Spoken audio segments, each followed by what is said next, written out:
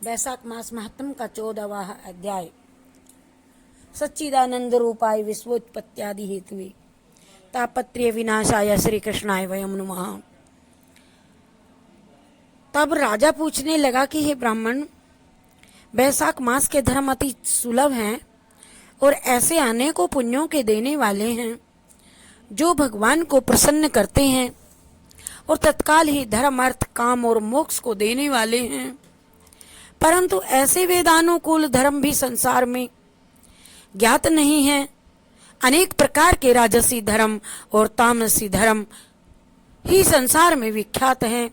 इसका क्या कारण है? और श्रुतिदेव कहने लगे कि हे राजन, संसार में भोगों की इच्छा करने वाले मनुष्य अधिक संख्या में हैं और इसीलिए रजोगुण और तमोगुण अधिकांश में पाया जाता है।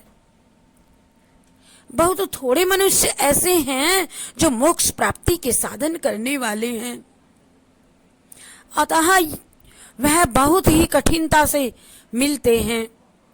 मोक्ष धर्म क्योंकि इच्छा रहित है, इस कारण इससे लौकिक और पारलौकिक सुख के साधन होते हैं। वैष्णवी माया से मोहित होकर मनुष्य इसको ही समझता नहीं। जैसे अधिपत्य के प्राप्त होने पर मनुष्य के मनोरथ पूर्ण होते हैं, परंतु वैशाख मास के सब धर्म सात्विकों के लिए कहे गए हैं और यही सतोगुणियों का धर्म है। यही सतोगुणियों का धर्म है। इस पर एक पुरातन इतिहास कहता हूँ। इक्ष्वाकु वंश में नृग का पुत्र यशस्वी अक्रोधी ब्राह्मणों का मान करने वाला राजा हुआ है। एक दिन वह शिकार खेलता हुआ वशिष्ठ जी के आश्रम जा पहुंचा। वहां पर उसने देखा कि आश्रम में मार्ग में वशिष्ठ जी के शिष्यों ने कहीं प्याऊ लगा रखी है, कहीं छाया मंडल बना रखा है, कहीं बावड़ी साफ करवा रहे हैं, कहीं बैठे हुए लोगों पर पंखे लेकर हवाएं कर रहे हैं, कहीं सुगंधित वस्तुओं और फल बांट रहे हैं, मध्याह्न के समय छत्री दान कर रहे हैं और कोई सायंकाल को पीने की वस्तुएं दे रहे हैं। राजा ने उनसे पूछा कि तुम कौन हो और क्या कर रहे हो? उन्होंने उत्तर दिया कि हम महर्षि वशिष्ठ जी के शिष्य हैं और उन्हीं की आज्ञा से वैशाख मास के धर्मों को कर रहे हैं। राजा ने फिर पूछा कि इन धर्मों को करने से कौन सा देवता प्रसन्न होता है और क्या फल मिलता है? तो वह कहने लगे कि राजन, हम अपने गुरु की आज्ञा से ये सब कुछ कर रहे हैं, हमको बताने का अवकाश नहीं। अतः आप हमारे गुरु जी से यह सब पूछें, जाकर के पूछ सकते हो। शिष्यों की ये बात सुन करके वह महायशस्वी राजा संपूर्ण धर्म के तत्वों को जानने वाले श्री वशिष्ठ जी के आश्रम की तरफ चल दिया और उनका आश्रम विद्या और योग का स्थान था। राजा को अपने आश्रम में आया देख करके ऋषि ने अत्यंत प्रसन्नचित्त हो करके साथियों के सहित राजा का अतिथि सत्कार किया।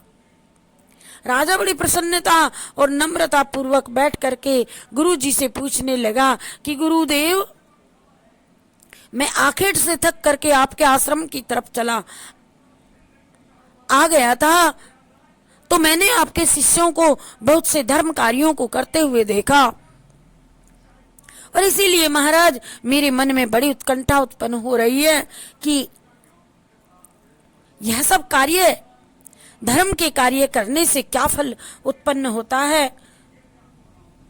तो वशिष्ठ जी कहने लगे कि जो धर्म सब धर्मों को छोड़ करके विषयासक्त हो जाता है, वह भी यदि प्रातः काल वैशाख का स्नान करे तो भगवान का प्रिय हो जाता है।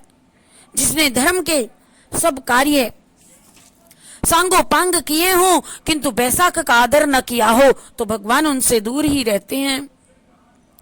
जिसने वैशाख मास बिना दान तथा स्नान खो दिया, वह इस कर्म में चांडाल योनि, इस कर्म से चांडाल की योनि में जन्म लेता है।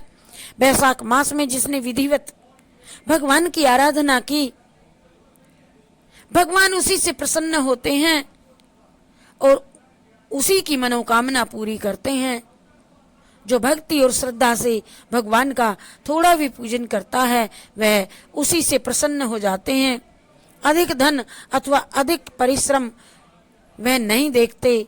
वैशाख मास के धर्म अति सुलभ हैं तथा भगवान को प्रसन्न करने के लिए उनमें श्रम भी थोड़ा और व्यय भी अधिक नहीं करना पड़ता।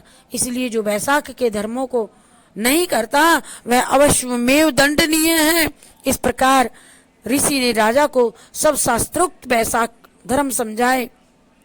तब राजा सब धर्मों को सुनकर तथा यथोचित गुरु जी की पूजा करके अपने घर चला गया और घर पहुंच करके वैशाख के सभी धर्मों को करने लगा। हरि शरणम हरि शरणम हरि शरणम हरि शरणम हरि शरणम हरि शरणम हरि शरणम हरि शरणम हरि शरणम हरि शरणम